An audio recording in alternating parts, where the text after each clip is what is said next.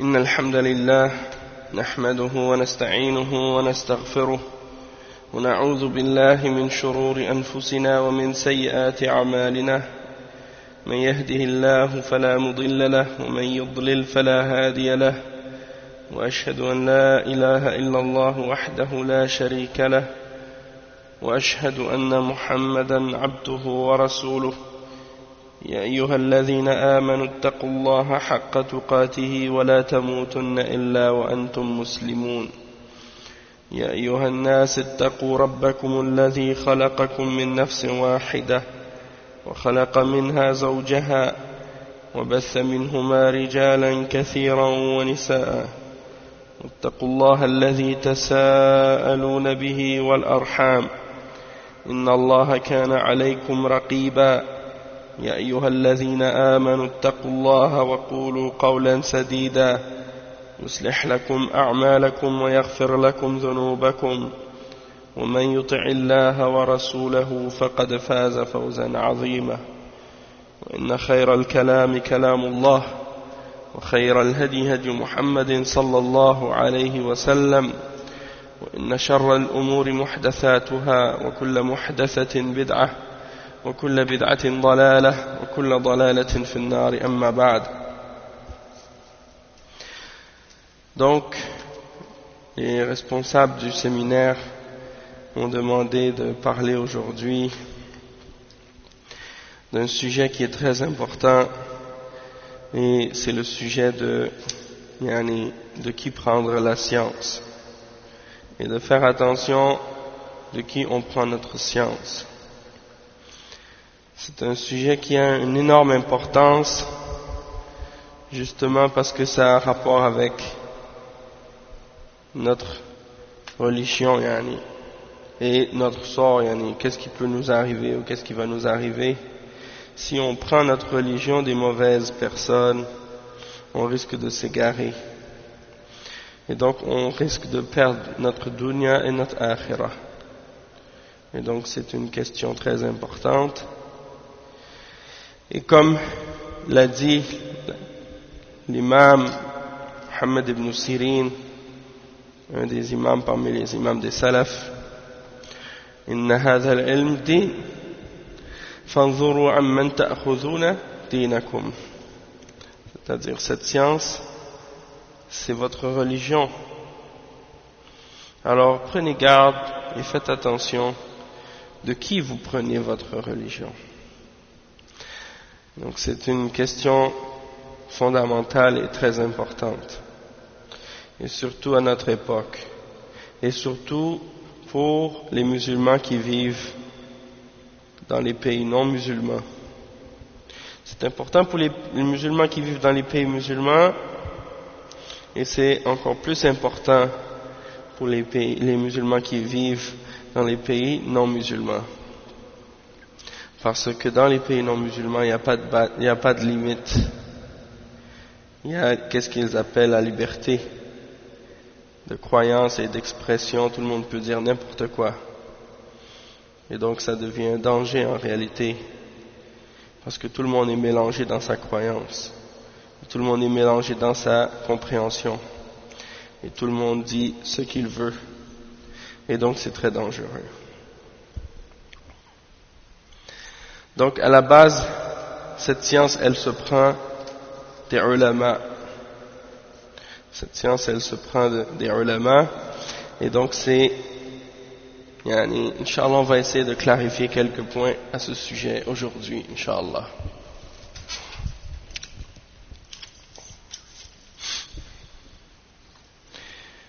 Donc qu'est-ce qu'on va faire, Inch'Allah? On va commencer par clarifier un point important au sujet justement de la science. Et pour clarifier ce point justement, on va lire les paroles du Cheikh Al-Fawzan dans son explication. On parle ici du Cheikh Salih Al-Fawzan dans son explication de Al-Usul Al-Thalatha, quand il explique les obligations, les 4 obligations pour le musulman. Quand le Cheikh Muhammad ibn Abdul Wahhab il dit أنه يجب علينا تعلم 4 مسائل, dit on apprend qu'il est obligatoire pour nous d'apprendre 4 choses, 4 questions. Le cheikh il dit قوله 4 مسائل يعني مباحث سمي مسائل لأنها يجب أن يسأل عنها ويعنى بها. C'est 4 questions ou 4 points. On les appelle masail parce que c'est obligatoire pour nous de questionner au sujet de ces points-là. On les appelle donc des masail, c'est-à-dire des différentes questions.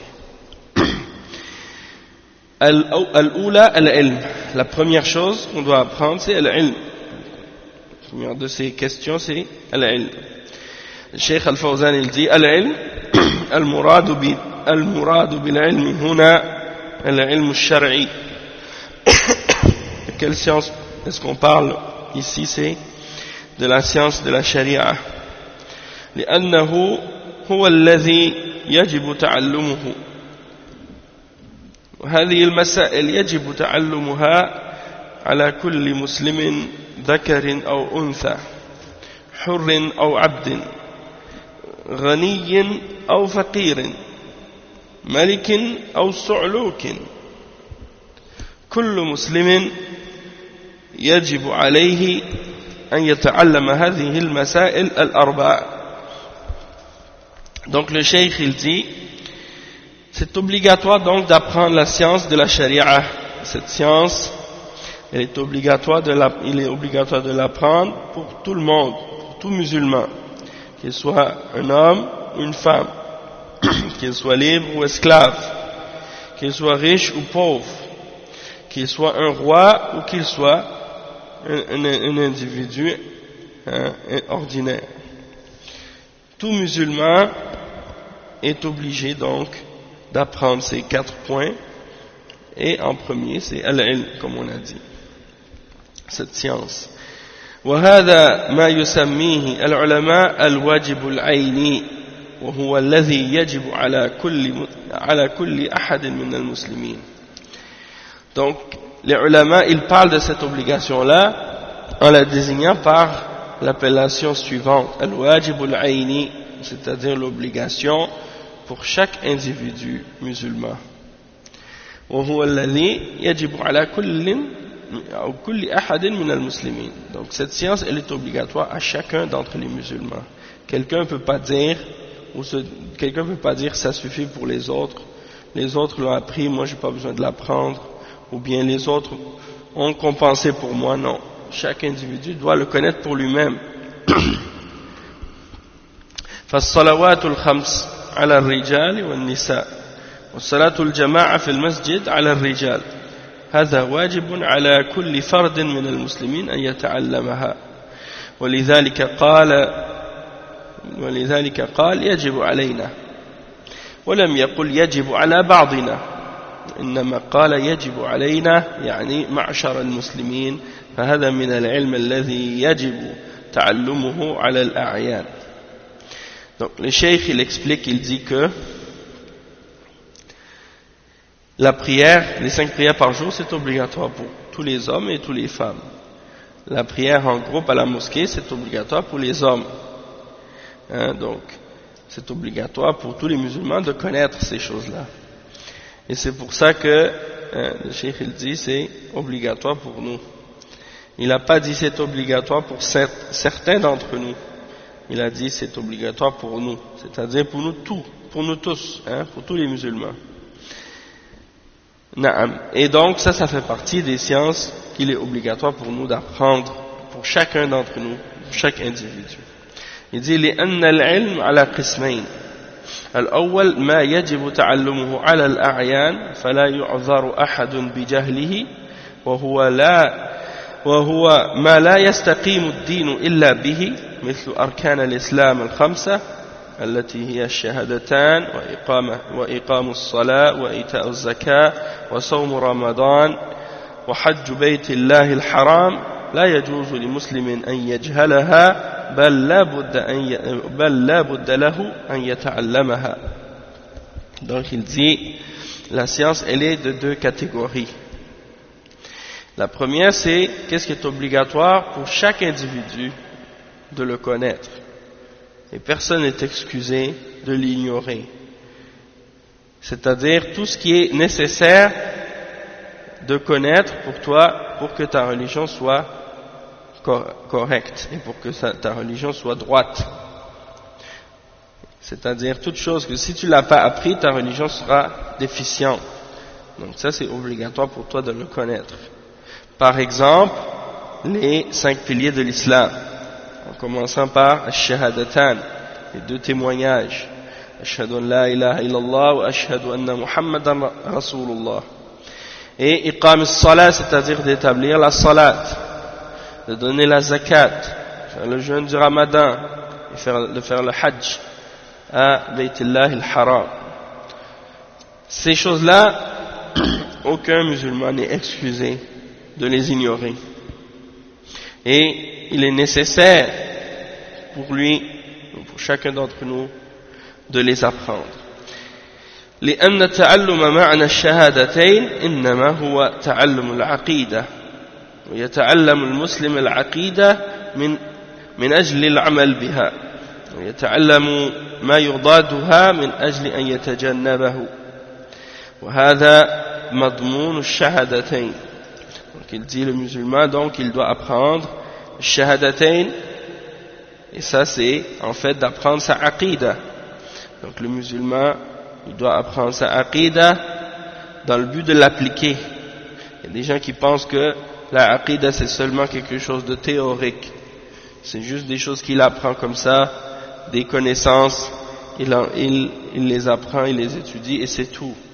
Et il pense que ça s'applique pas. Non, il y a des grandes applications, des grandes implications et des grandes choses à appliquer par rapport à la foi, par rapport à ce shahada. Hein. Tout ce que tu apprends dans l'aqida, tu dois le mettre en application. Hein. Cette application-là, premièrement, tu dois l'appliquer sur toi-même, dans ton cœur, en croyant en tout ce qui est ordonné par Allah subhanahu wa ta'ala, puis de faire en sorte que ces choses-là soient appliquées autour de toi et respectées. Et donc tout ça, ça fait partie de l'appliquer. Et donc, tu dois apprendre le shahadatan, tout ce que ça implique comme action, tu dois l'appliquer, et tu dois apprendre tout ce qui s'oppose à ce shahada également, dans le but de t'en écarter. Et ça, donc, tout ça c'est compris dans الشهادتين. وكذلك يتعلم أركان الصلاة وشروط الصلاة وواجبات الصلاة وسنن الصلاة. لا بد أن يتعلم بالتفصيل هذه الأمور، وليس مجرد أن يصلي وهو لا يعرف أحكام الصلاة. كيف يعمل الإنسان عملا وهو لا يعلم هذا العمل الذي يؤديه؟ كيف يؤدي الصلاة وهو جاهل بأحكامها؟ فلا بد أن يتعلم أحكام الصلاة ومبطلات الصلاة، لا بد من تعلم هذا. Donc le cheikh il dit, et c'est obligatoire d'apprendre également les piliers de la salat, les conditions de la salat, les obligations de la salat, les sunan de la salat. C'est nécessaire, c'est obligatoire de les connaître en détail. C'est pas juste de faire la prière puis tu sais pas les règles. Hein? Comment tu peux prier alors que tu sais même pas ce que tu fais? Hein? Donc tu dois connaître les règles de la salat. Comment tu fais ta salat alors que tu ignores les règles? Ça c'est pas possible. Donc il faut que tu apprennes les règles de ta salat, il faut que tu apprennes aussi qu'est-ce qui annule ta salat. Tout ça c'est nécessaire de le connaître. وكذلك يتعلم أحكام الزكاة ويتعلم أحكام الصيام ويتعلم أحكام الحج. فإذا أراد أن يحج وجب عليه تعلم أحكام الحج وأحكام العمرة من أجل أن يؤدي هذه العبادات على الوجه المشروع. Le cheikh il dit, de même que tu dois apprendre les règles de la zakat et que tu dois apprendre les règles du jeûne et tu dois apprendre les règles du hajj. Si tu veux faire le hajj, c'est obligatoire pour toi de l'apprendre, d'apprendre les règles du hajj et les règles de la umrah, dans le but de pouvoir appliquer justement ces adorations-là de la manière qui est correcte. وهذا القسم لا يعذر أحد بجهله وهو ما يسمى بالواجب العيني على كل مسلم. Cette connaissance, cette catégorie de la connaissance, personne n'est excusé de l'ignorer. Et c'est ce qu'on appelle l'obligation individuelle de chaque musulman. Al-wajib al-ayni. La deuxième catégorie de connaissances ou de sciences, le cheikh il dit al-qismu al-thani min aqsam al-ilm wa huwa ma zada an dhalik min al-ahkam al-shar'iyya allati tahtajuha al-ummah bimajmu'iha وقد لا يحتاجه كل أحد بعينه مثل أحكام البيع وأحكام المعاملات وأحكام الأوقاف والمواريث والوصايا وأحكام الأنكحة وأحكام الجنايات هذه لا بد منها للأمة لكن لا يجب على كل فرد من الأمة أن يتعلمها بل إذا تعلمها من يحصل به المقصود من العلماء كفى هذا ليقوموا بحاجة المسلمين من قضاء وإفتاء وتعليم وغير ذلك هذا يسمى واجب الكفاية الذي إذا قام به من يكفي سقط به الإثم عن الباقين وإذا تركه الجميع أثموا جميعا. Donc le cheikh explique qu'il y a une deuxième catégorie de sciences et c'est ce qui dépasse les règles qu'on a mentionnées tout à l'heure, hein, et qui peuvent être nécessaires pour la umma en tant que yani umma, hein, de façon générale, mais que chaque individu n'a peut-être pas besoin de connaître pour lui-même, comme par exemple les règles du commerce, hein, les règles du commerce, c'est-à-dire tout ce qui a rapport avec le commerce, la vente et l'achat et des choses de ce genre. C'est pas tout le monde qui ont besoin de connaître les détails de ces règles-là, puisque c'est pas tout le monde qui sont concernés. C'est pas tout le monde qui sont des commerçants, par exemple. Wa ahkam al-mu'amalat, les règles qui ont rapport avec al-mu'amalat, les interactions entre les hommes, hein, les détails des questions en ce qui concerne, par exemple, le mariage, le divorce, hein, et les autres règles de ce genre. Ahkam al-awqaf, les choses que des gens laissent, hein, après eux pour être waqf, hein, c'est-à-dire que c'est des choses qui sont données fi sabilillah et les gens utilisent les profits qui en découlent pour des œuvres de charité ou des choses de ce genre, ou pour un bien quelconque, un bien général pour les musulmans. Al-mawarith, c'est les héritages, ça c'est important, de connaître comment diviser les héritages à chacun des héritiers d'un défunt, quelle part il doit prendre selon la charia.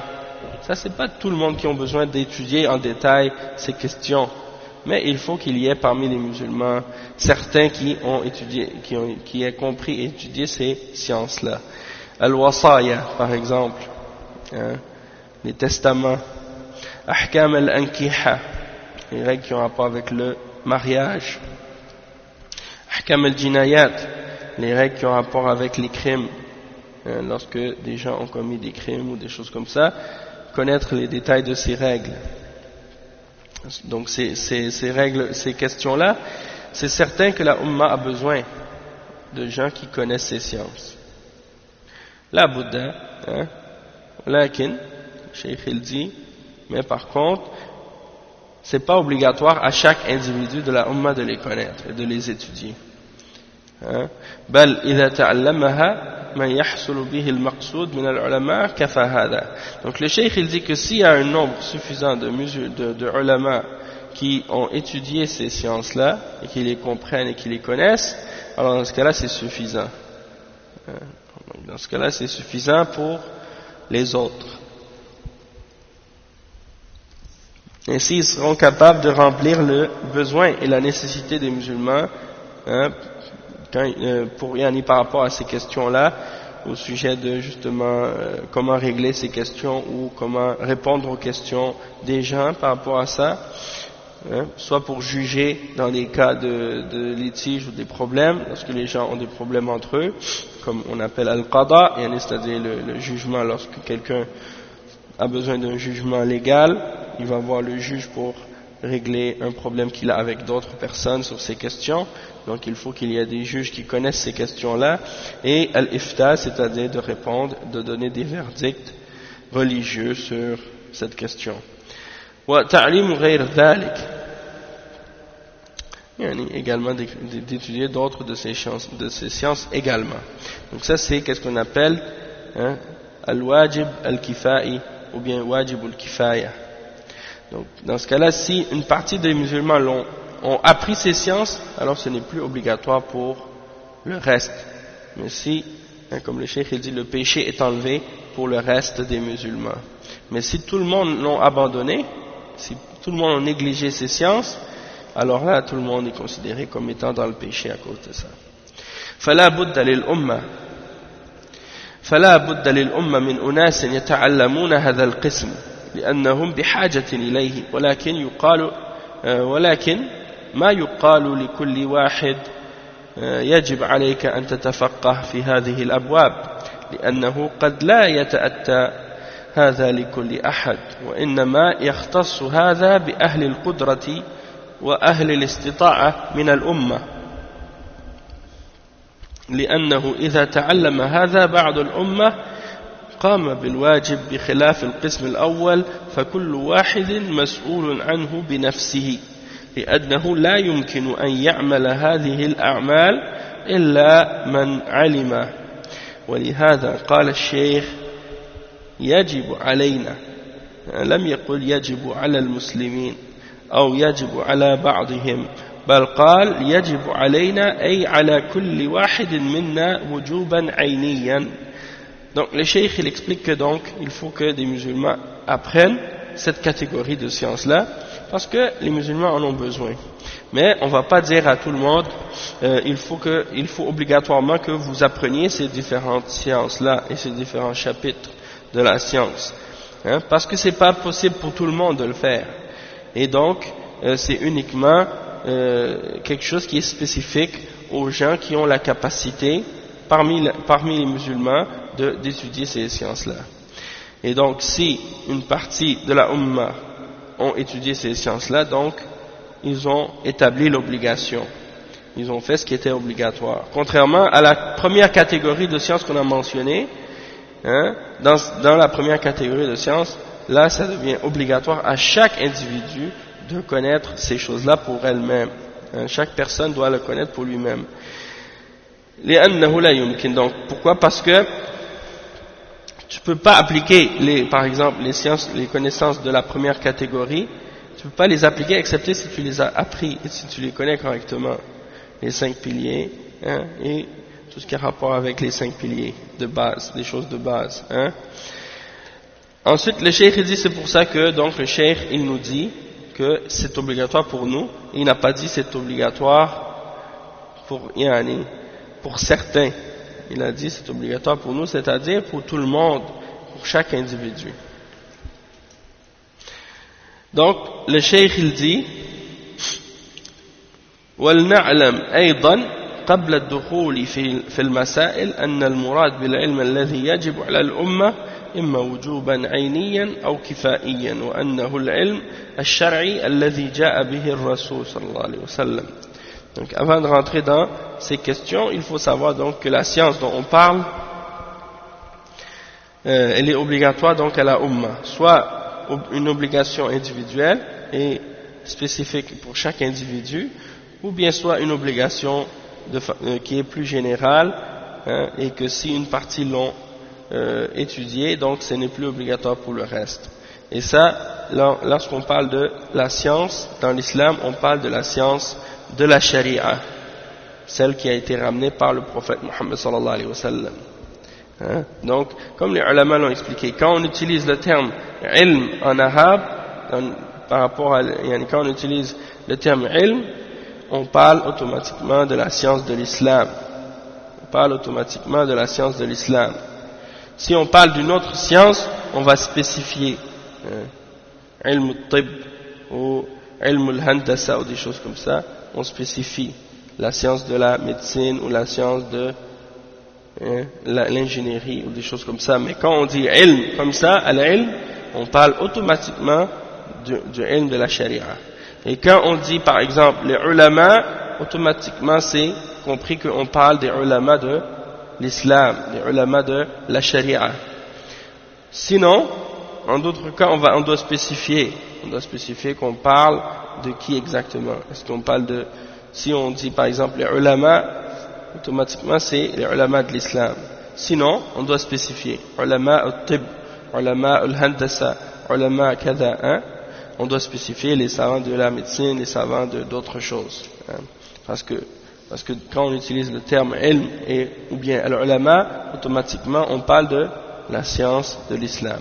Le cheikh il dit amma al-ilm ad-dunyawi kal-ilm as-sina'at wal-hiraf wal-hisab wal-riyadiyat wal-handasa فهذا العلم يباح تعلمه وقد يجب إذا احتاجت الأمة إليه يجب على من يستطيع ولكن ليس هو العلم المقصود في القرآن والسنة الذي أثنى الله تعالى على أهله ومدحهم والذي قال فيه النبي صلى الله عليه وسلم العلماء ورثة الأنبياء المراد العلم الشرعي.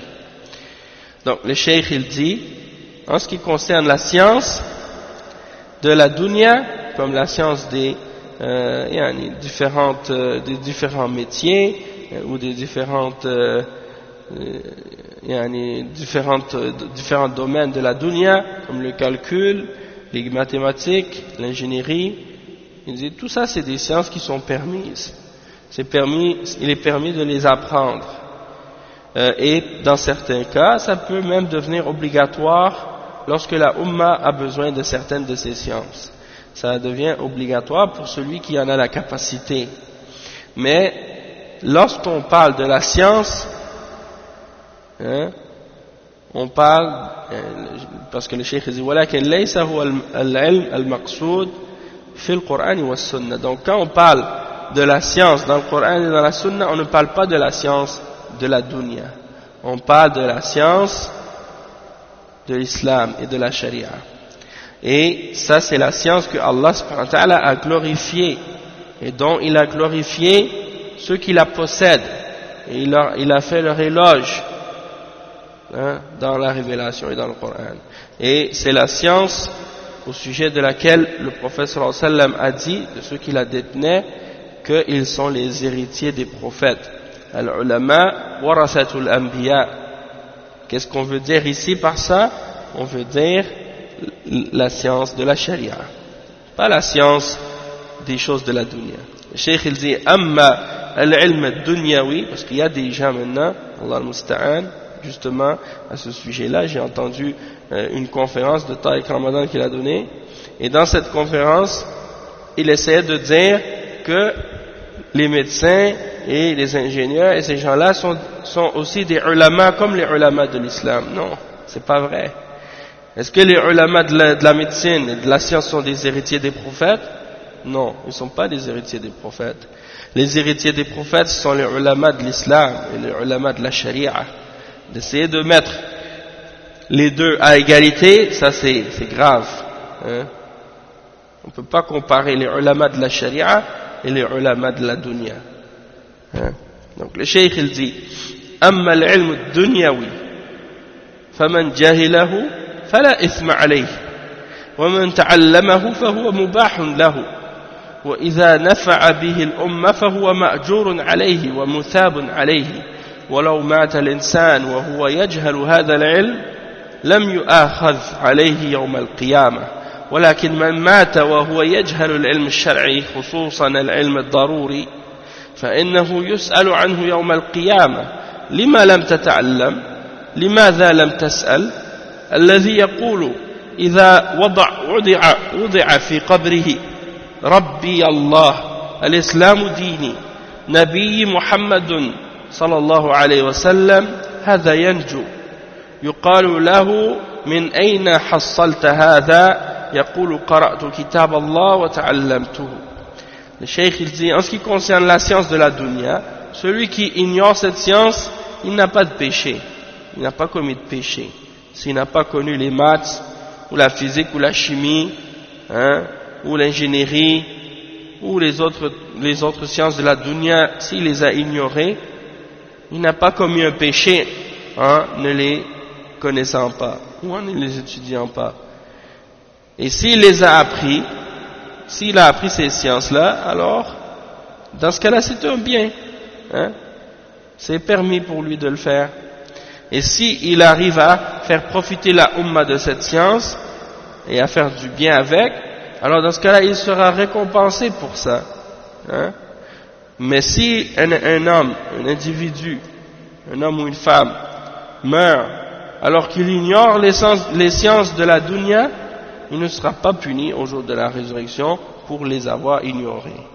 Et ça vient réfuter tous ceux qui aujourd'hui appellent les musulmans à négliger la science de la charia et qui dénigrent la science de la charia et qui essaient de placer les gens qui ont une science de la dunya au-dessus des ulama de la charia. Ça c'est une réfutation pour eux.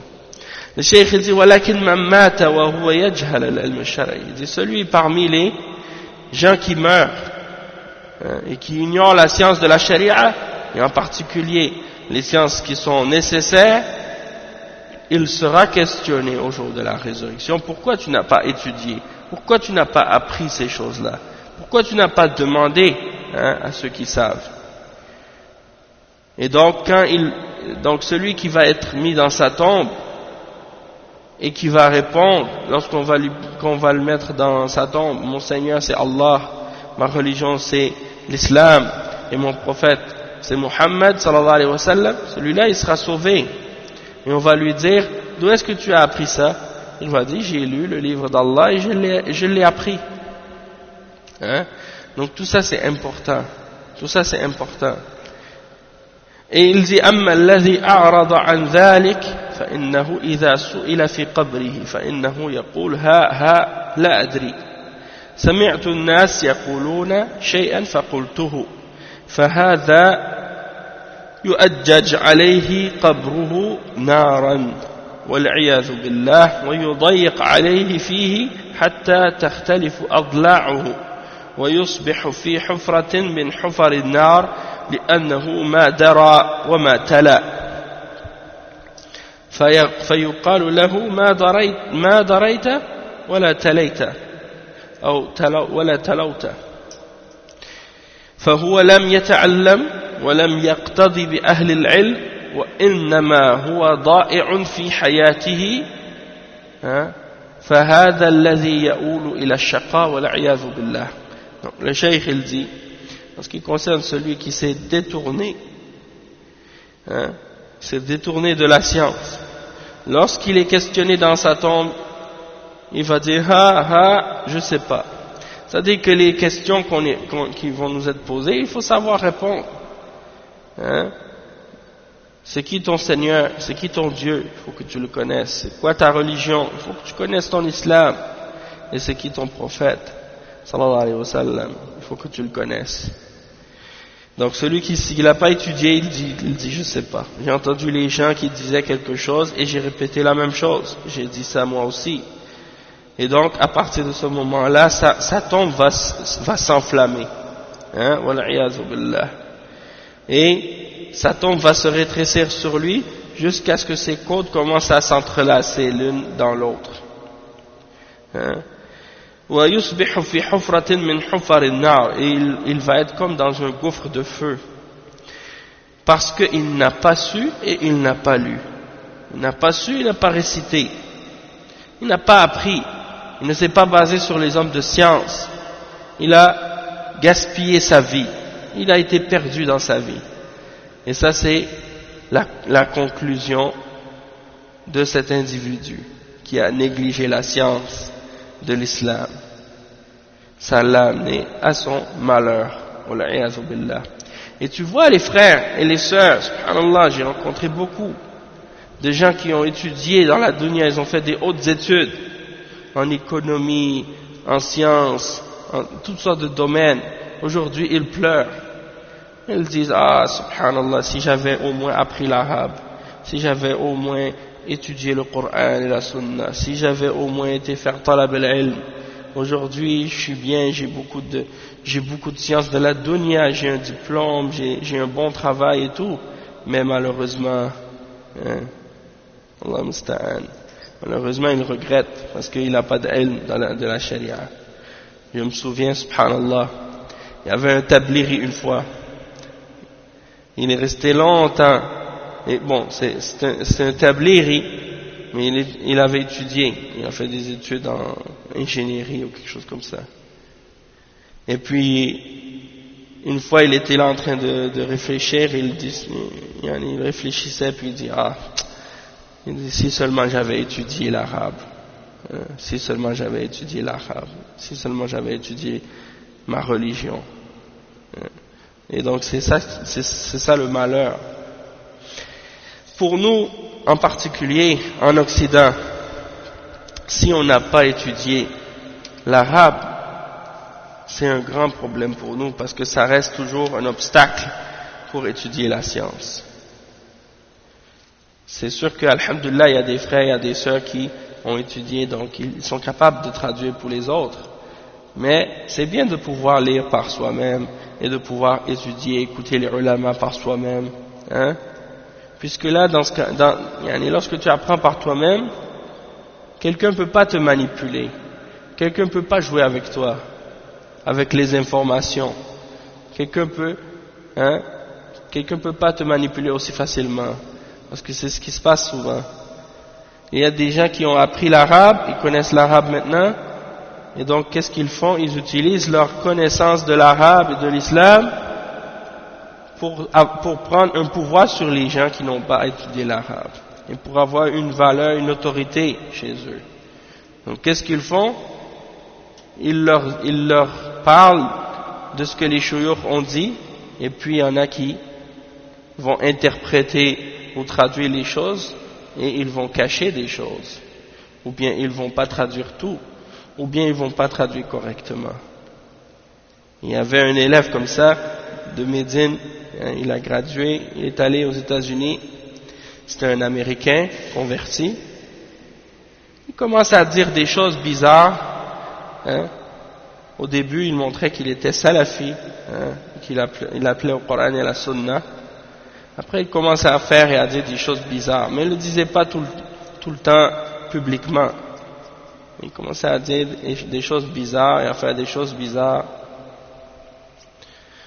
Je ne sais pas s'il avait l'intention d'établir un khilafa, ou je ne sais pas où il était, il pensait qu'il allait être le chef de sa communauté, il voulait établir les peines islamiques chez lui, je ne sais pas quoi, Allah al-Musta'an. Et il y a eu beaucoup de choses qui ont été dites et des choses qui ont été faites autour de lui dans sa communauté. Les gens ont commencé à poser des questions aux ulama à son sujet. Et donc quand il est allé une année, il est allé faire la Umrah ou le Hajj, et les frères l'ont amené donc à aller rencontrer un parmi les ulama. Et il s'est assis avec les frères, et le cheikh a commencé à lui poser des questions. C'était le cheikh Rabi' ibn Hadi al-Madkhali, hafidhahullah. Il lui pose des questions sur certaines choses qu'il aurait dites. Et le frère commence à se défiler, commence à déformer les réalités des choses. Et puis après, qu'est-ce qu'il dit? Il dit, non, cheikh, j'ai jamais dit telle chose, j'ai jamais dit ça, non. Le cheikh, il dit au frère qui était là avec lui, ok, faites marcher la cassette. Ils appuient sur le bouton, ils font marcher la cassette. Après, tout d'un coup, on a démasqué que cette personne a menti.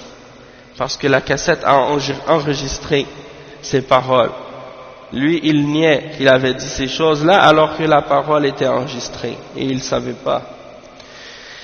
Alors, le cheikh lui a dit, Anta hizbiyun kadhab. Le cheikh lui a dit, toi tu es un hizbi et tu es un menteur en plus. Hein? Qu'est-ce qu'il a fait cet individu quand il est retourné aux États-Unis, commencé à prêcher? Allah al-Musta'an, il est monté sur le minbar, il a déformé toute l'histoire, qu'est-ce qui est arrivé entre les frères et le cheikh et lui. Et il a commencé à dire des choses que quand il a rencontré le cheikh lui a dit telle ou telle chose, lui il a dit non cheikh c'est pas vrai, il dit j'ai répondu au cheikh, etc., alors qu'il n'avait même pas répondu au cheikh. Mais qu'est-ce qui se passe, c'est que ces gens-là souvent ils ont établi une réputation pour eux-mêmes, et non seulement ça, les gens ont commencé à apprendre d'eux, donc ils les aiment et ils les respectent et ils les suivent, hein, et peu importe ce qu'ils disent, ils vont tout accepter. Mais étant donné qu'ils n'ont pas la connaissance de l'arabe, ils ne peuvent pas vérifier qu'est-ce que cet individu-là il raconte. Est-ce que c'est vrai? Est-ce que c'est vraiment ça ce qu'il dit, le cheikh, ou non? Ils ne peuvent pas vérifier. Donc ils sont à la merci de ce genre d'individus qui utilisent leur connaissance pour profiter justement des gens qui n'ont pas de connaissance et qui font preuve d'une malhonnêteté, hein, et qui se donnent un prestige devant les autres par rapport au fait qu'ils ont appris l'arabe ou qu'ils ont par exemple parlé avec tel ou tel cheikh. Que Allah subhanahu wa ta'ala nous préserve de ce genre de choses. Ça c'est pour vous faire comprendre en même temps que un de nos problèmes à nous les musulmans qui vivons ici en Occident, c'est un de nos obstacles à la science, c'est l'arabe, l'ignorance de l'arabe, de la langue arabe. Donc ça veut dire qu'il faut travailler là-dessus. Maintenant tu vois, j'ai remarqué, il y a des frères, il y a des sœurs, Allah al-Musta'an, ils se font des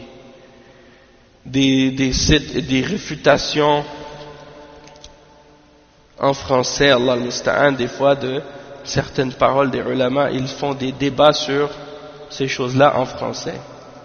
Yani, subhanallah, il y a certains aspects de la science islamique, hein, et des choses de la science, il faut les étudier en arabe, et il faut les comprendre en arabe. C'est pas des choses qu'on doit traduire en français. C'est pas tout ce qui se passe qui est en arabe, qui se passe en arabe, il faut traduire en français. Dans le sens qu'il y a des choses qui doivent être comprises en arabe pour vraiment bien les comprendre. Si tu commences à traduire tout et n'importe quoi, alors tu commences à mélanger les gens. C'est comme par exemple ceux qui vont traduire des livres de Mustalah al-Hadith par exemple. Bon, c'est très intéressant d'apprendre ces choses-là, mais si tu les apprends pas en arabe, hein, ça va pas être très bénéfique. Donc ça c'est des exemples. Ou bien de traduire des détails sur certaines questions, ça devient compliqué si tu les traduis en français. Donc ces choses-là, c'est mieux de les laisser en arabe, et ceux qui veulent vraiment s'approfondir dans ces sciences-là, ils doivent faire l'effort eux-mêmes d'apprendre l'arabe et de les comprendre en arabe et de les étudier avec les ulama pour en profiter. Puis après, Inch'Allah, s'ils sont capables de donner une petite idée aux gens sur ces sciences-là et de leur faire connaître un résumé de ces choses-là, c'est bien. Sauf qu'ils doivent comprendre que ces choses-là, c'est des choses qui doivent être enseignées dans la langue arabe. Donc, ensuite le cheikh il dit قوله العلم هذا هو العلم الشرعي المطلوب منا جماعة وأفرادا وهو معرفة الله بأسمائه وصفاته ومعرفة حقه علينا وهو عبادته وحده لا شريك له فأول ما يجب على العبد معرفة ربه وكيف يعبده. Donc ici le cheikh il dit que la science dont on parle ici c'est la science de la charia et c'est obligatoire pour nous tous, que ce soit individuellement ou bien que ce soit en tant que groupe, on doit tous l'apprendre. Et c'est de connaître Allah, premièrement. Connaître Allah par ses noms et par ses attributs. Et de connaître le droit qu'il a sur nous. C'est-à-dire, le droit qu'il a sur nous, c'est qu'il soit adoré lui seul, sans associé, sans partenaire. Ça, c'est la première obligation pour le serviteur, c'est de connaître Allah subhanahu wa ta'ala, son Seigneur, et comment l'adorer. D'accord? Donc, quand on parle, par exemple, de qui on doit prendre la science, et qu'il faut faire attention de qui on prend la science, on parle justement de prendre la science des choses qu'on vient de mentionner. Dans ces deux catégories de sciences, qu'est-ce qui est obligatoire aux individus et qu'est-ce qui est obligatoire à certains d'entre les musulmans de prendre cette science-là des ulama. Et quand on dit des ulama, on parle des ulama qui sont sur la sunna, des ulama qui sont sur la sunna et qui suivent la voie des salaf as-salih, et non pas de prendre notre science de n'importe qui, ou des gens malhonnêtes, ou des gens menteurs, ou des hizbiyin, ou des gens d'égarement.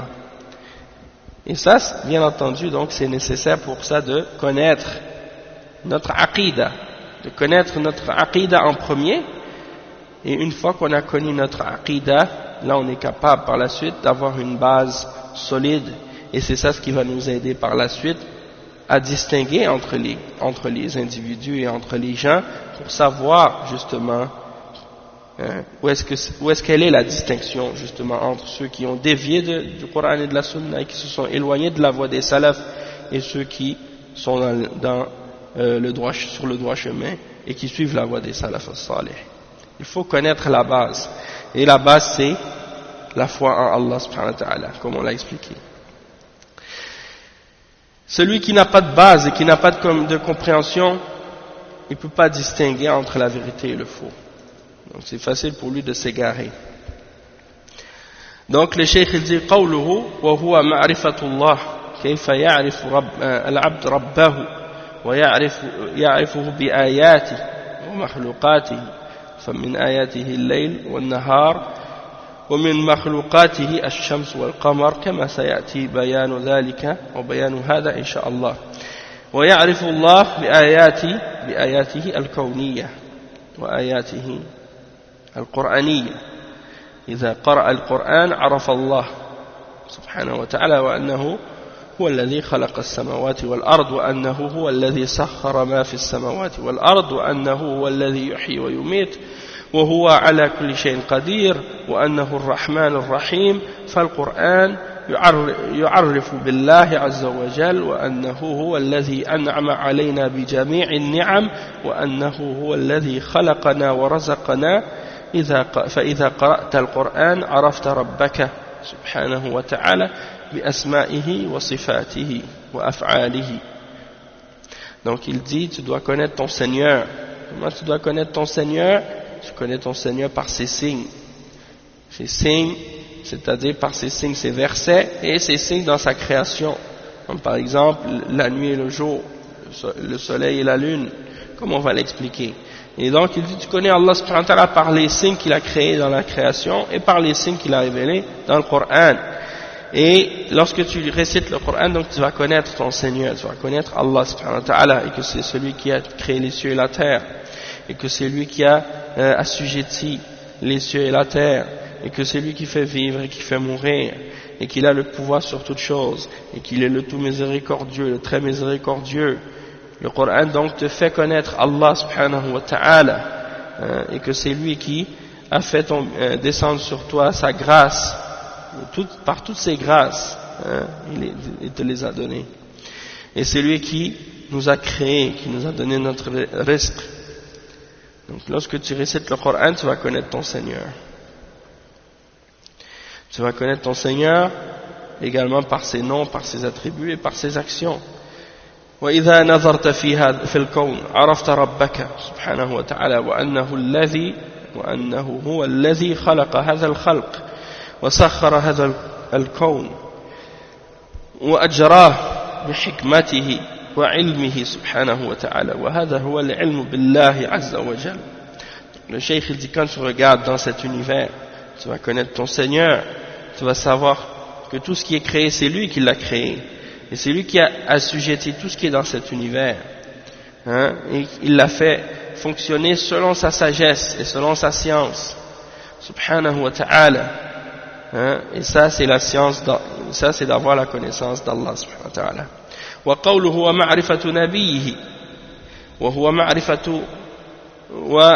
محمد صلى الله عليه وسلم لأنه المبلغ عن الله عز وجل وهو الواسطة بيننا وبين الله في تبليغ الرسالة لا بد أن تعرفه وتعرف من هو وتعرف نسبه وتعرف بلده وتعرف ما جاء به صلى الله عليه وسلم وتعرف كيف بدأه الوحي وكيف قام بالدعوة إلى الله عز وجل في مكة والمدينة وتعرف سيرة الرسول صلى الله عليه وسلم ولو باختصار. Le cheikh il dit tu dois connaître ton prophète, c'est-à-dire le prophète Muhammad sallallahu alayhi wa sallam, que c'est lui qui t'a transmis la religion de la part d'Allah subhanahu wa ta'ala. C'est lui l'intermédiaire entre nous et Allah subhanahu wa ta'ala dans la transmission du message, pas dans l'adoration comme les gens de bid'a et comme les mushrikines qui prennent des intermédiaires entre eux et Allah pour adorer. Non, ça c'est du shirk. Ici on dit qu'il est l'intermédiaire entre nous et Allah dans la révélation et la transmission du message. Donc il faut que tu le connaisses, que tu connaisses qui il est, que tu connaisses son origine, que tu connaisses son pays, d'où il vient, que tu connaisses qu'est-ce qu'il a ramené, que tu connaisses comment la révélation a débuté, que tu connaisses ce qu'il a fait comme da'wa à Allah subhanahu wa ta'ala, lorsqu'il a appelé à Allah à Mecca et à Médine, al-Madina. Donc tu vas connaître sa biographie et sa vie. Même si c'est un résumé, au moins tu as une connaissance de ça. Donc le cheikh il dit Ar-Rasul sallallahu alayhi wa sallam هو محمد ابن عبد الله ابن عبد المطلب ابن هاشم ابن عبد مناف إلى آخر النسب النبوي الشريف الذي ينتهي إلى إبراهيم عليه الصلاة والسلام وتعرف كيف عاش قبل البعثة وكيف جاءه الوحي من الله سبحانه وتعالى وماذا عمل عليه الصلاة والسلام بعد بعثته وتعرف ذلك بدراسة سيرته صلى الله عليه وسلم ولا يليق بالمسلم أن يجهل الرسول صلى الله عليه وسلم وكيف تتبع شخصا وأنت لا تعرفه هذا غير معقول. Donc le cheikh dit le messager sallallahu alayhi wa sallam c'est Muhammad, fils de Abdullah, fils de Abdul Muttalib, fils de Hashim, fils de Abdou Manaf, jusqu'à la fin de sa généalogie, qui arrive ou qui va jusqu'à Ibrahim alayhi salam. Et donc tu vas connaître comment il a vécu avant la bi'atha par la suite et comment lui est venue la révélation de la part d'Allah subhanahu wa ta'ala et qu'est-ce qu'il a fait par la suite après avoir été envoyé dans sa mission prophétique. Et tu vas savoir également tout ça donc en étudiant sa biographie. Et c'est pas correct de la part des musulmans d'ignorer le messager sallallahu alayhi wa sallam et de ne pas connaître ces choses-là à son sujet. Comment peux-tu suivre une personne alors que tu ne le connais pas? Ça c'est pas logique.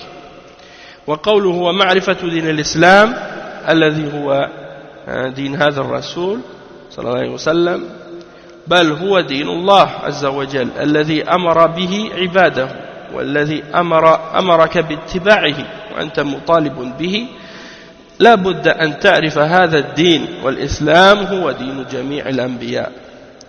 Donc le cheikh il dit que tu dois connaître également la religion de l'islam et c'est la religion de ce prophète, de ce messager sallallahu alayhi wa sallam. C'est la religion qu'il a ordonné à tous ses serviteurs de pratiquer et de suivre. Et toi tu es ordonné donc de suivre cette religion. Il faut que tu la connaisses, il faut que tu connaisses cet islam qui est la religion de tous les messagers. كل الرسل دينهم الإسلام بالمعنى العام فكل من اتبع رسولا من الرسل فهو مسلم لله ومنقاد له وموحد له فهذا الإسلام بمعناه العام إنه دين الرسل جميعا فالإسلام هو الاستسلام لله بالتوحيد والانقياد له بالطاعة والخلوص من الشرك وأهله. Donc le cheikh il dit tous les messagers leur religion c'est l'islam d'une manière générale dans son sens général. Donc toute personne qui suit un messager parmi les messagers alors il est musulman soumis à Allah et il unifie Allah subhanahu wa ta'ala, il est muwahhid et ça c'est l'islam dans son sens général. C'est la religion de tous les messagers d'Allah. Donc l'islam c'est quoi? C'est de soumettre notre cœur à Allah subhanahu wa ta'ala par le tawhid et de soumettre notre corps à Allah subhanahu wa ta'ala par son obéissance et de se désavouer du shirk et de ceux qui le pratiquent. Et le cheikh il dit أما الإسلام بمعناه الخاص فهو الذي بعث الله به نبيه محمد صلى الله عليه وسلم لأنه بعد بعثة النبي وبعد بعثة الرسول صلى الله عليه وسلم لا دين إلا دينه عليه الصلاة والسلام والإسلام انحصر في اتباعه فلا يمكن لليهود أن يقول أنا مسلم أو النصراني يقول أنا مسلم بعد بعثة النبي صلى الله عليه وسلم وهو لا يتبعه فالإسلام بعد بعثة النبي صلى الله عليه وسلم هو اتباعه صلى الله عليه وسلم. قال تعالى قل إن كنتم تحبون الله فاتبعوني يحببكم الله هذا هو الإسلام بمعناه العام بمعناه هذا هو الإسلام بمعناه العام وبمعناه الخاص. Le cheikh il dit donc en ce qui concerne l'islam d'une manière plus particulière, dans sa signification particulière, c'est l'islam qui a été ramené par le prophète Muhammad sallallahu alayhi wa sallam. Allah a envoyé le prophète Muhammad sallallahu alayhi wa sallam avec l'islam d'une manière, et donc ça c'est l'islam de façon plus particulière. C'est-à-dire après que le messager Muhammad sallallahu alayhi wa sallam soit venu avec sa religion, et il n'y a pas d'autre religion que sa religion. Donc ça c'est l'islam maintenant et c'est limité à ça. C'est limité à suivre ce messager-là. C'est pas autre chose maintenant. Donc si un juif aujourd'hui dit je suis musulman, ou un chrétien dit par exemple je suis musulman ou je suis soumis, après la venue du prophète Muhammad sallallahu alayhi wa sallam, et il ne le suit pas, alors il n'est pas musulman. Il ne peut pas dire qu'il est musulman. Parce qu'après la venue du prophète Muhammad sallallahu alayhi wa sallam, l'islam c'est ce que le prophète Muhammad sallallahu alayhi wa sallam a amené. Et de suivre l'islam c'est de suivre le prophète Muhammad sallallahu alayhi wa sallam. Comme Allah subhanahu wa ta'ala il mentionne dans le verset 31 dans surat Al-Imran, dit au Muhammad, si réellement vous aimez Allah, alors suivez-moi et Allah va vous aimer. Donc ça c'est l'islam dans son sens général et dans son sens particulier. وقوله بالأدلة c'est-à-dire لا بالتقليد وإنما بالأدلة من القرآن والسنة هذا هو العلم. C'est-à-dire avec les preuves, c'est-à-dire tu ne vas pas prendre ton islam juste aveuglément comme ça, non, tu le prends avec les preuves des textes du Coran et de la Sunna. Donc ça c'est qu'est-ce qu'on voulait expliquer à ce sujet-là. Donc هذه المسألة الأولى. الشيخ الزي وقال ابن القيم في الكافية الشافية العلم قال الله قال رسوله وقال الصحابة هم أولو العرفان ما العلم نسبك للخلاف سفاهة بين الرسول وبين رأي فلان هذا هو العلم هو علم الكتاب والسنة. أما أقوال العلماء فهي تشرح وتوضح فقط كلام الله وكلام رسوله صلى الله عليه وسلم وقد يكون فيها أو في بعضها خطأ والأدلة ليست كلام العلماء وإنما الأدلة هي الآيات القرآنية والأحاديث النبوية. أما كلام العلماء فهو شارح وموضح ومبين لهذا لأنه دليل في نفسه. Donc le cheikh il explique, il dit que l'imam Ibn Qayyim al-Jawziyya, il explique dans Al-Kafiyat al-Shafiyya que la science c'est de ce que Allah dit et ce que le messager sallallahu alayhi wa sallam dit et ce que disent les sahaba, ce sont eux qui détiennent la science. Donc la science c'est quoi? C'est ce que Allah a dit, ce que son messager a dit et ce que les sahaba ont dit, c'est eux qui détiennent la science. La science c'est pas de te placer dans les divergences entre le messager et l'opinion d'un tel ou un tel. Parce qu'il y a des gens qui font ça. Lorsqu'ils ont une opinion qu'ils ont pris de quelqu'un, ils la placent au-dessus de la parole du messager, sallallahu alayhi wa sallam. Ça c'est pas correct. Il n'y a pas une parole qui doit être mise au-dessus de la parole du messager Muhammad sallallahu alayhi wa sallam. Et comme le cheikh il explique, il dit la science c'est ça, c'est la science du Coran et la science de la Sunna. En ce qui concerne les paroles des ulama, elles ne font que clarifier et expliquer la parole d'Allah et la parole du messager sallallahu alayhi wa sallam. Et il se peut parfois qu'il y ait des erreurs dans certaines de ces paroles. Donc il faut savoir que les paroles des ulama ne sont pas des preuves. Les preuves sont uniquement les versets dans le Coran et les hadiths du prophète sallallahu alayhi wa sallam. En ce qui concerne les paroles des ulama, elles ne font que clarifier et expliquer ce qui est dans les textes, mais elles ne sont pas des preuves en elles-mêmes. La preuve en elle-même, c'est le Coran et la Sunna. Donc ça, c'est quelque chose qui est important à comprendre parce que souvent, on manque de connaissances ou de compréhension et on s'imagine que les paroles des ulama sont des preuves en elles-mêmes. On oublie que la référence, la base, c'est les textes.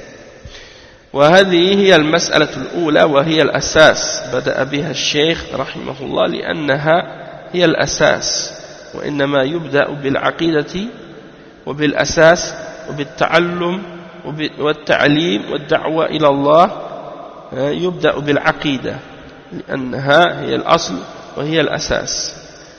Donc le cheikh il commence par cette question parce que c'est la base. Il commence par la aqida parce que c'est la base. On apprend et ensuite on enseigne et ensuite il y a la da'wa ila Allah. Tout ça, ça commence par la aqida, à la base. Donc ça c'est la base. Ensuite, on va passer à un autre point, justement un peu plus loin dans al-usul al-thalatha. C'est lorsque le cheikh explique justement lorsqu'il dit إن اعلم رحمك الله أنه يجب على كل مسلم ومسلمة تعلم ثلاث هذه المسائل والعمل بهن. Donc sache qu'il est obligatoire pour chaque musulman et musulmane d'apprendre ces trois questions et de les appliquer. Cheikh il dit donc يجب على كل مسلم ومسلمة تعلم هذه المسائل. Donc il dit يجب على كل ذكر وأنثى من المسلمين سواء كانوا أحرارا أو عبيدا أو ذكورا أو إناثا لأن المرأة تشارك الرجل في كثير من الواجبات إلا ما خصه الدليل بالرجال فإنه يختص بهم. ومثل وجوب صلاة الجماعة مثلا في المسجد مثل وجوب صلاة الجماعة في المسجد وصلاة الجماعة ومثل زيارة القبور فإنها خاصة بالرجال مثل الجهاد في سبيل الله فإنه خاص بالرجال. Donc il dit, en premier il dit que c'est obligatoire pour tous les musulmans d'apprendre la science comme on l'a dit tout à l'heure, qu'ils soient hommes ou femmes. Et les femmes sont incluses dans la plupart des obligations, excepté lorsqu'il y a une preuve qui désigne en particulier les hommes, pour dire que c'est particulièrement obligatoire aux hommes, comme la prière en jama'a à la mosquée, ou bien la prière de Jumu'ah, ou la visite des tombes lorsqu'on va visiter les tombes ou des choses comme ça, ou bien le djihad fi sabilillah, tout ça c'est spécifique aux hommes. وفما دل الدليل على اختصاصه بالرجال فإنه يختص بهم وإلا فإن الأصل أن الرجال والنساء سواء في الواجبات وتجنب المحرمات وسائر التكاليف. Donc il dit donc s'il y a une preuve pour désigner spécifiquement les hommes, donc dans ce cas-là c'est spécifique aux hommes, mais sinon la base c'est que les hommes et les femmes sont égaux dans les obligations et dans l'ordre de s'écarter des interdictions et dans le reste des obligations. Après il dit ومن ذلك أن تعلم العلم واجب على الرجال والنساء لأنه لا يمكن عبادة الله التي خلقنا من أجلها إلا بتعلم العلم الذي نعرف به عبادة ربنا فهذا واجب على الرجال والنساء أن يتعلموا أمور دينهم لا سيما أمور العقيدة. Donc il dit c'est obligatoire donc pour les hommes et les femmes de l'apprendre. Si c'est une science sans laquelle ils ne peuvent adorer leur Seigneur, alors c'est obligatoire pour eux de le connaître parce que c'est le but pour lequel ils ont été créés. Allah subhanahu wa ta'ala nous a créés pour l'adorer. Donc comment on peut l'adorer si on n'a pas étudié cette science? Donc ça c'est obligatoire pour les hommes, mais pour les femmes d'étudier leur religion, les questions de leur religion, et en particulier les questions de la aqidah. وقوله ثلاث مسائل التعلم هنا معناه التلقي عن العلماء والحفظ والفهم والإدراك هذا هو التعلم ليس المراد مجرد قراءة أو مطالعة حرة كما يسمونها هذا ليس تعلما وإنما التعلم هو التلقي عن أهل العلم مع حفظ ذلك وفهمه وإدراكه تماما هذا هو التعلم الصحيح. Donc le cheikh il dit qu'est-ce qu'on veut dire ici par l'apprentissage? On parle de prendre la science des ulama et de mémoriser et de comprendre et d'absorber donc cette science. C'est ça qu'on veut dire par l'apprentissage. Ça ne veut pas juste dire de faire des lectures, faire des lectures libres comme on l'appelle. Ça c'est pas de l'apprentissage. L'apprentissage c'est d'apprendre la science des ulama et de mémoriser ça et de le comprendre complètement. Ça c'est l'apprentissage qui est correct.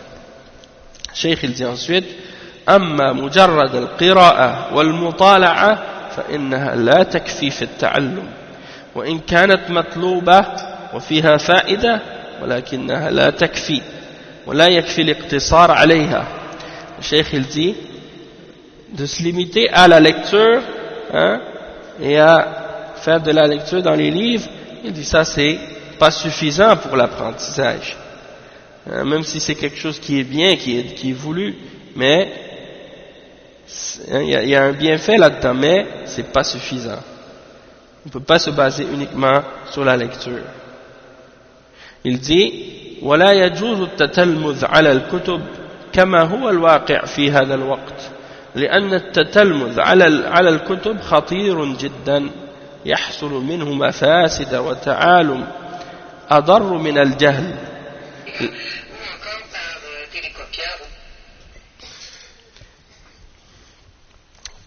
Le cheikh il dit qu'il n'est pas permis d'étudier seulement avec les livres, comme c'est la réalité de ce qui se passe à notre époque. Parce que si tu étudies juste avec les livres, ça c'est très dangereux. Ça amène des méfaits et des conséquences qui sont plus nuisibles que l'ignorance elle-même. Le cheikh il dit لأن الجاهل يعرف أنه جاهل ويقف عند حده ولكن المتعالم يرى أنه عالم فيحل ما حرم الله ويحرم ما أحل الله ويتكلم ويقول على الله بلا علم فالمسألة خطيرة جدا. Donc ça amène les gens à se penser savants alors qu'ils sont ignorants. Donc il dit un ignorant, il sait qu'il est ignorant et il s'arrête à sa limite. Mais celui qui se pense savant, il se voit comme étant un savant, il pense qu'il a du ilm, alors il rend halal ce qui est haram, il rend haram ce qui est halal, hein, et il parle, et il dit à propos des choses, il dit à propos d'Allah des choses sans connaissance. Donc c'est quelque chose de très très dangereux. فالعلم لا يؤخذ من الكتب مباشرة وإنما الكتب وسائل أما حقيقة العلم فإنها تؤخذ عن العلماء جيلا بعد جيل والكتب إنما هي وسائل لطلب العلم. Donc le cheikh il explique, il dit la science elle se prend pas directement des livres. Les livres sont seulement des moyens. La réalité de la science elle se prend des ulama de génération après génération. Les livres sont seulement des moyens pour aider à obtenir la science. Mais ce n'est pas la science elle-même. Donc il faut savoir distinguer entre ces choses-là. Et donc, c'est sûr que certains vont dire, bon, nous on vit en Occident, on habite en France, ou on habite par exemple dans les pays non musulmans, on n'a pas vraiment accès aux ulama, pas vraiment accès à la science des ulama. Bien entendu, ceux qui par exemple sont vraiment déterminés, sont vraiment motivés et qui veulent vraiment apprendre leur religion correctement et s'approfondir dans la compréhension, ils vont faire les sacrifices nécessaires et les efforts nécessaires pour aller étudier leur religion là où ils peuvent, avec les ulama d'Ahl Sunnah. Et c'est très important parce qu'à notre époque, c'est ça ce qui se passe ici, c'est surtout comme ça maintenant, que les jeunes étudient leur religion avec les livres, ils étudient leur religion avec des gens des fois dans leur quartier ou dans leur mosquée, et ces gens-là des fois n'ont pas de base, n'ont pas étudié avec les ulama et des choses comme ça. Ils pensent qu'ils ont du ilm parce qu'ils ont lu beaucoup de livres ou qu'ils ont écouté des cassettes et des choses de ce genre, et parfois ça peut amener beaucoup de confusion dans certaines questions, c'est très dangereux. Donc il faut retourner aux ulama. Et comme je vous disais tout à l'heure, une des choses les plus importantes pour ça, surtout pour nous, c'est d'étudier l'arabe. Étudier l'arabe. Le français, ça doit être juste pour vous aider en attendant, une béquille comme ça. Mais c'est pas quelque chose sur laquelle vous devez dépendre de façon définitive. Il faut vous motiver à apprendre votre arabe et apprenez avec les gens qui ont du ilm, avec les ulama. Les salaf as-salih, ils ont mis en garde contre le fait de prendre de n'importe qui et contre le fait de prendre en particulier de la part des gens de bid'a. Et aujourd'hui, malheureusement, qu'est-ce qui se passe souvent, c'est qu'en Occident, les gens ils distinguent pas entre la bid'a et la sunna. Donc c'est dangereux. Donc, il y a des gens aussi qui distinguent pas entre les ulama et les qurra du Coran. Il voit quelqu'un par exemple qui récite bien le Coran, une belle récitation, il connaît les règles et les ahkam de tajwid, il pense que ce sont des ulama. Il y en a d'autres, ils ne distinguent pas entre les penseurs et les intellectuels et les ulama de l'islam. Donc ils entendent quelqu'un qui sait bien parler, qui sait bien s'exprimer, qui connaît toutes sortes d'idées sur la vie, sur la dunya. Ils connaissent peut-être quelques aspects de la religion, donc ils parlent, mais ils ignorent réellement les différences entre les gens de la droiture et les gens de l'égarement. Ils peuvent avoir une connaissance générale de certains aspects de la charia ou de la aqida en général,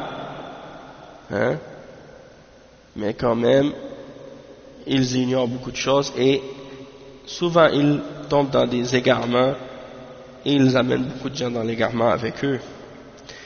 Il y en a d'autres qui font pas de distinction entre les ulama et les khutaba. et les wa'az et les qussas, hein. C'est-à-dire ils font pas de distinction entre les savants et les gens qui font le discours, des bons discours dans la Jumu'ah, qui font des bonnes prêches, hein, des bons prêcheurs, ou même des fois il y en a qui sont spécialistes maintenant dans les racontages d'histoires, hein. Ils racontent des histoires, ils n'expliquent pas des versets dans le Coran, ou ils n'expliquent pas les paroles du prophète Mohammed sallallahu alayhi wa sallam, ils ne se basent pas là-dessus. Ils se basent sur des histoires comme ça, des histoires que les gens racontent, des contes, des histoires pour, comme on dit en anglais, to entertain the people. Ils veulent, je ne sais pas comment vous dire, ils veulent divertir les gens. Les gens aiment ça, se faire divertir, alors ils leur racontent des histoires. Donc ça c'est grave que les gens ne soient pas capables de faire la distinction entre ces choses-là. Donc si c'est des gens qui font des khutab et qui exhortent les gens et qui se basent sur le Coran et la Sunna et qui retournent aux ulama, alhamdulillah, dans ce cas-là c'est bien. Mais si ce sont des gens justement qui s'éloignent des ulama et qui n'ont pas de base, ils peuvent ramener beaucoup de gens avec eux dans l'ignorance. Il y a beaucoup qui ne font pas de distinction aussi entre les ulama et les écrivains. Et surtout à notre époque, il y a toutes sortes de monde qui se sont mis à écrire sur l'islam. Hein? Des gens qui n'ont pas de base dans l'islam ou dans l'étude de l'islam, ils n'ont pas étudié avec les ulama, mais ils se permettent d'écrire et de parler de l'islam dans leurs livres. Donc ça a amené, on a vu qu'est-ce qui se passe maintenant. Ça a amené beaucoup de déformation et de déviation. Les gens ont dévié à cause de ça. Ensuite, il y en a qui ne distinguent pas entre les ulama et les ubbad et les zuhad. Hein? Les ulama et les adorateurs, les gens qui sont penchés vers l'adoration et le rapprochement d'Allah subhanahu wa ta'ala par l'adoration et ainsi de suite, mais qui ont peu de ilm. Hein? Et on a un exemple dans l'histoire de l'homme qui a tué 99 personnes, hein, parmi les gens de Bani Israël. Il y a un homme qui a tué 99 personnes. Il est allé voir un abid, un adorateur, il lui a demandé: est-ce que j'ai une repentance, moi? J'ai tué 99 personnes, est-ce que je peux me repentir? Le abid lui a répondu par ignorance qu'il n'avait pas de repentance pour lui. Alors, cet homme-là a complété ça avec le abid, il l'a tué. Et quand il a rencontré le alim, il a demandé au alim: est-ce que moi j'ai une repentance? Et le alim lui a dit: oui, tu as une repentance.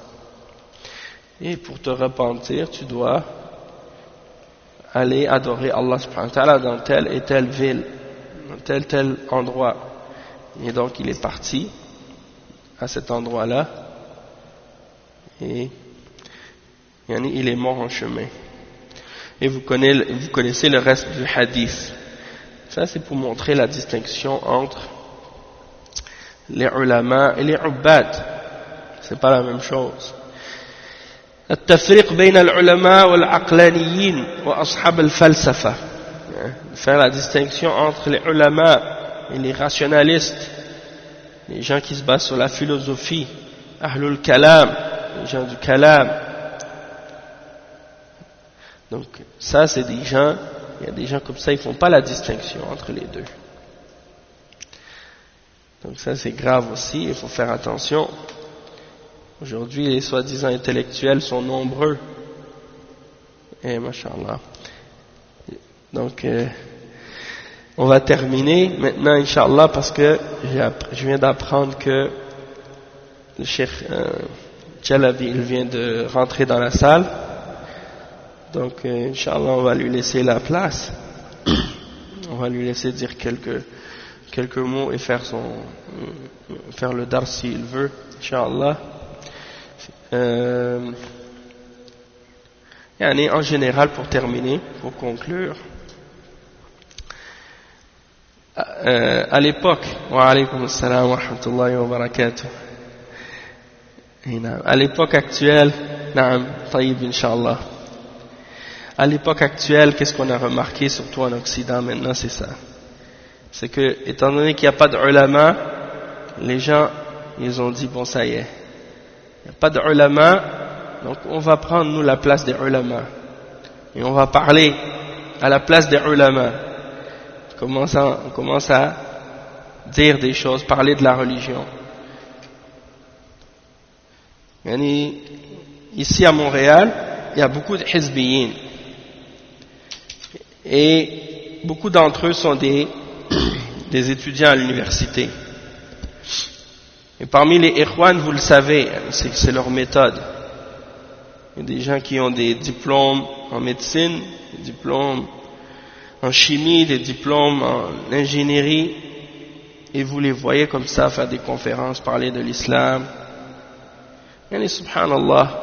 Et quand ils parlent, jamais ils vont citer le nom d'un alim, le livre de référence qu'ils utilisent pour enseigner ou pour parler, jamais. Quand ils parlent, on dirait qu'ils parlent d'eux-mêmes. Comme si c'est eux les ulama. Et c'est ça qui fait que beaucoup de gens maintenant ici ont pris ces gens-là comme étant des ulama. Ils ne sont pas capables de distinguer entre les ulama et les gens qui font des discours et qui parlent de l'islam. Hein? Donc, j'ai trouvé dans le livre du cheikh al-imam Muhammad ibn Abdullah al-imam, un des chouyoukh du Yémen, il a expliqué les différences et les dangers de prendre la science de n'importe qui. Il mentionne un hadith qui est rapporté par Ibn al-Mubarak, fi az-Zuhd, wal-Lalaka'i wal-Tabarani. Il dit que le messager d'Allah sallallahu alayhi wa sallam a dit: Inna min ashrat as-sa'a an yultamas al-ilm 'inda al-asaghir. Parmi les signes de l'heure du jugement, il y a que les gens vont chercher la science chez les petits. Et cette parole, elle s'applique aujourd'hui. On la voit clairement. Le prophète sallallahu alayhi wa sallam, il a annoncé que ça fait partie des signes de l'heure. Eh bien, ce signe-là, il est déjà là maintenant. Les gens cherchent la science chez les petits. Les petits, ça a été expliqué de différentes façons par les salafs. Cheikh il dit: وَقَدْ حَمِلَ كَثِيرٌ مِنَ السَّلَفِ الْأَصَاغِرِ أَنَّهُمُ الَّذِينَ لَيْسَ عِنْدَهُمْ عِلْمٌ نَافِعٌ. Il dit qu'il y a il y en a plusieurs parmi les salafs, ils ont expliqué que al-asaghir, ce sont ceux qui n'ont pas de science bénéfique avec eux. فيفتون الناس بخلاف الحق أو خلاف الحق وحملوه أيضا على أن الأصاغر علماء البدع والضلالات. Donc le cheikh il dit que ces gens-là, qu'est-ce qui se passe? Ils n'ont pas de science, alors quand ils sont questionnés sur des fatwas au sujet des questions de la religion, ils donnent des fatwas contraires à la vérité. Donc c'est eux les asaghir, c'est eux dont on parle quand on parle des petits. D'autres également parmi les ulama ont expliqué que al-asaghir, ce sont les ulama de la bid'a et de l'égarement, des dalalat. Et également il dit وأيضا على أن الأصاغر هم الذين لا يأخذون العلم عن الصحابة. Ce sont ceux qui n'ont pas pris la science des sahaba, n'ont pas pris leur science des sahaba. ولا شك أن علماء البدع والتحزبات يدخلون في ذلك. Il n'y a pas de doute que les ulama de la bid'a, les gens qui sont sur la bid'a et qui suivent des partis et des groupes, ils rentrent dans cette catégorie qu'on appelle al-asaghir. Il y a des gens qui pensent que al-asaghir, ce sont juste les jeunes, les petits, ceux qui sont jeunes en âge, ou qui sont petits en âge. Et c'est pas nécessairement le cas. Il y a des ulama qui ont été parmi les plus petits, les plus jeunes en âge, et qui ont été parmi les plus grands ulama. Et il suffit que je vous mentionne Abdullah ibn Abbas radiyallahu anhu, qui était parmi les plus jeunes d'entre les Sahaba, et malgré tout il faisait partie des plus grands parmi les ulama. Pourquoi? Parce qu'il prenait sa science des plus grands. Il prenait sa science du prophète sallallahu alayhi wa sallam, et il prenait sa science des plus grands parmi les Sahaba. Donc il y a des ulama qui ont expliqué que celui qui prend sa science des grands, il n'est pas un petit. Le petit, c'est ceux qu'on a mentionnés. Les gens de bid'a, les gens d'égarement, les gens qui parlent sans science, et ainsi de suite. Après le cheikh, il dit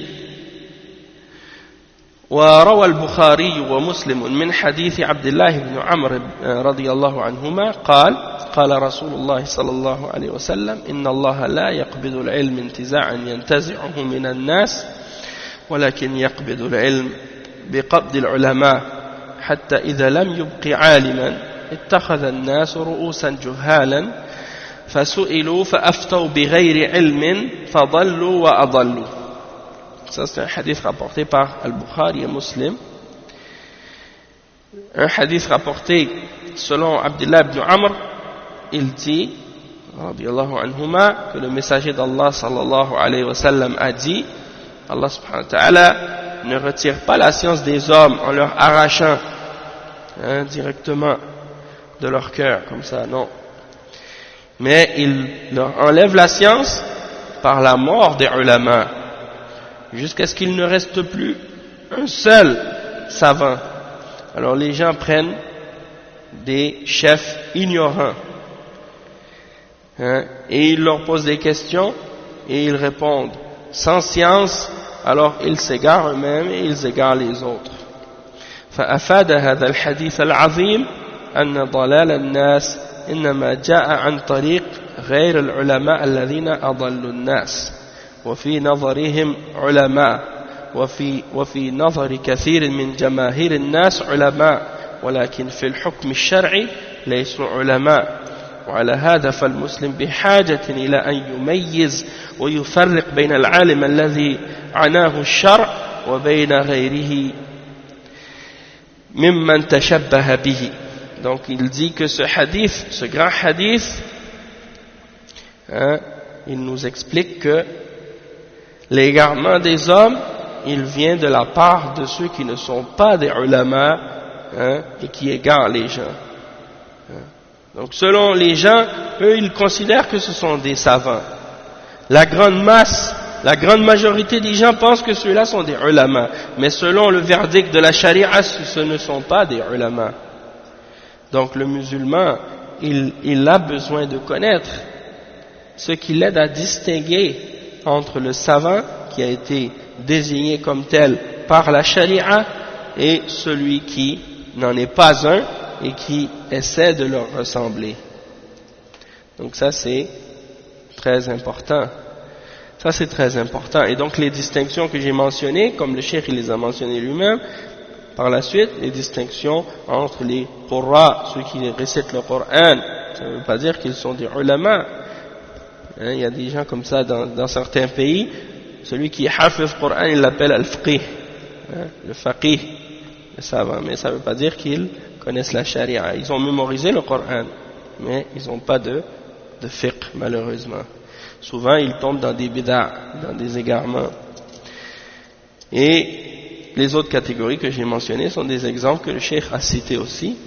C'est très important d'être capable de distinguer entre ces individus-là.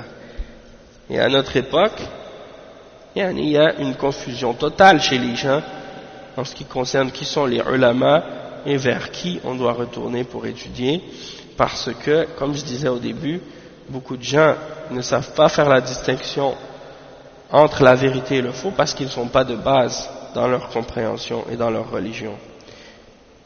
Ils ignorent le Coran, ils ignorent la Sunna et ils ignorent qui sont les ulama de la Sunna à cause de ça. Ils ne connaissent pas le manhaj des salafs et donc quand on leur parle, j'ai fait l'expérience souvent avec des gens de leur expliquer, de leur dire prends garde ou fais attention à tel ou tel individu ne prends pas ta science de tel ou d'un tel, hein, et ils disent mais pourquoi, hein, parce que ces gens-là, voici, ils ont des problèmes dans leur aqidah, des problèmes dans leur manhaj, des problèmes dans leur compréhension de la religion.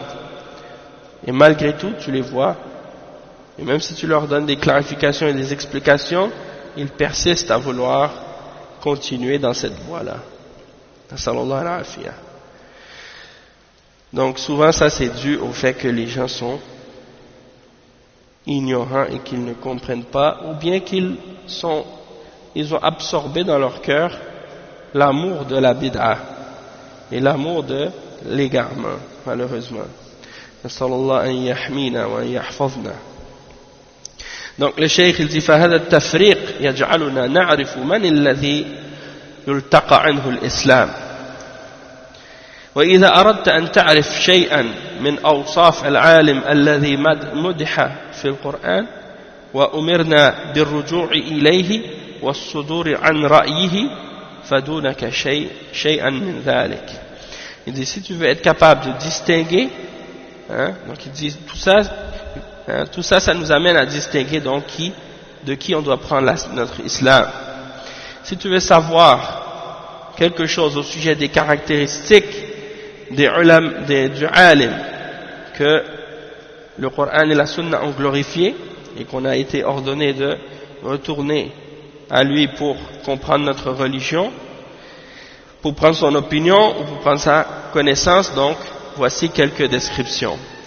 Premièrement, al-ulama hum warathatul anbiya warathu 'an al-anbiya al-'ilm an-nafi' fahum yahmilunahu fi sudurihim wa yantabi'u fi a'malihim wa yad'una an-nas ilayhi fa idha kunta ta'rifu maqam al-anbiya sahlun 'alayka an ta'rif nuwabahum.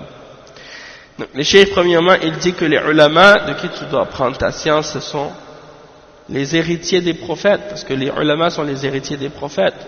Donc ils ont hérité des prophètes la science bénéfique.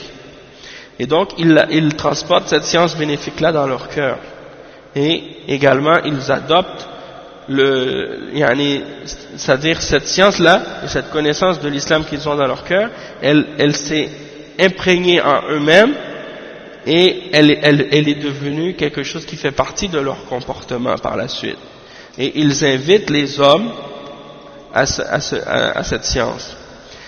Et donc, lorsque tu as connu le degré des prophètes, ça devient facile par la suite pour toi de connaître leurs héritiers et ceux qui les représentent. Donc, les ulama aujourd'hui, en réalité, ils représentent les prophètes. Donc si tu veux connaître qui sont les ulama, regarde ceux qui ressemblent et qui imitent plus les prophètes, hein, qui essaient de suivre les prophètes. Deuxièmement, al-ulama hum a'immatud din nalu hadhihi al-manzila bis-sabr wal-yaqin. Les ulama, ce sont les imams dans la religion. Ils ont atteint ce degré-là par l'endurance et la certitude qu'ils ont, la conviction. ثالثا العلماء هم الذين تعلموا على أيدي العلماء وتفرغوا للتعلم ونبغوا فيه فمتى رأيت العالم يميل إلى الدنيا فاغسل يديك منه. Troisièmement, les ulama, ce sont ceux qui ont étudié cette science avec les ulama. Donc, les ulama, ils apprennent avec les ulama eux-mêmes. Et ils se sont libérés de toute autre obligation, ou plutôt de toute autre responsabilité, pour étudier cette science, et ils sont devenus spécialistes dans ces sciences-là. Ils ont atteint les plus hauts degrés dans ces sciences-là. Donc si tu vois un savant qui penche vers la dunya et qui aime la dunya, alors lave-toi les mains de lui.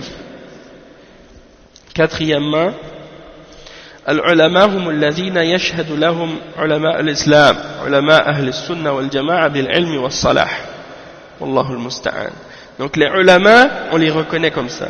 Ce sont ceux que les autres ulama de l'islam, les ulama de Ahl al-Sunnah wal Jama'a, ils témoignent de leur science et de leur de leur application, de leur bonne pratique de l'islam et de leur bon comportement, et ainsi de suite. Wallahu al-musta'an. Donc les ulama, ils se connaissent les uns les autres. Donc si tu veux savoir qui fait partie des ulama, demande aux ulama. Et ils vont te dire qui fait partie des ulama et de qui tu dois prendre ta science. Donc on va s'arrêter ici, Inch'Allah, pour l'instant. Et puis, à la prochaine occasion, Inch'Allah, on continuera avec d'autres clarifications sur ce sujet-là et sur d'autres, bi'idhnillah. سبحانك اللهم وبحمدك أشهد أن لا إله إلا أنت أستغفرك وأتوب إليك. Et j'espère que ça a été bénéfique pour vous. Et donc, Inch'Allah, on va laisser la parole aux autres, Inch'Allah, qui désirent parler.